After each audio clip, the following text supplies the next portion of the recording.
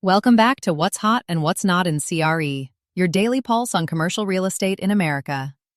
Today we're looking at the regional picture, and the data is fascinating. We're asking, which markets are projecting the strongest rent growth heading into 2026? So, let's get right into it. What's officially hot? Leading the pack, and this may not be a huge shock, are the big tech markets. San Jose is projecting a staggering 4.3% rent growth for 2026. That's the highest in the entire nation. And right on its heels is San Francisco, at 4.2%. It's clear the AI boom and a renewed push for return to office are driving incredible apartment demand in these already high-priced, supply-constrained metros. But here's the first surprise. Rounding out the top three, also projecting 4.2% growth, is Norfolk, Virginia. This is a market that, frankly, wasn't on most investors' radar even a year ago.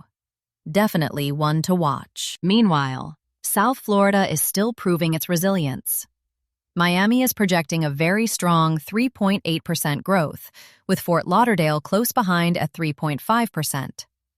The story there continues to be powerful migration, both international and domestic, which is fueling demand even as other Sunbelt markets see elevated supply. And speaking of surprising strength, let's talk about the Midwest. It's quietly making some major moves. Cincinnati and Columbus are both projecting 3.1% growth. Detroit and Kansas City are right there at 3.0%. A key metric here is incredibly high lease renewal rates. Detroit, for example, is seeing nearly 69% of tenants stay put. Lower supply growth and sticky tenants are creating very tight market conditions. The Midwest is truly outperforming. And finally, on our hot list, Seattle is making a solid rebound, projecting 3.7% rent growth as its own tech sector recovers and new supply remains limited. Now, on the flip side, what's not so hot? It's really a story of oversupply in the Sun Belt. Austin, which was the darling of the pandemic, is now facing rent declines of around 5% due to a massive, and I mean massive, oversupply from its construction boom. Phoenix and Dallas are in a similar boat, struggling with elevated vacancy rates for the same reason. At a national level, the luxury segment also remains under pressure.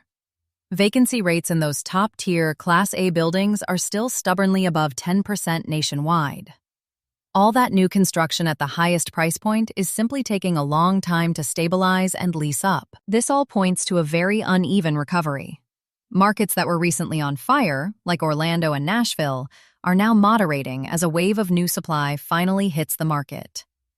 You can't paint the whole country with one brush. The recovery is proving to be extremely regional, not national. So that's your regional rent growth update.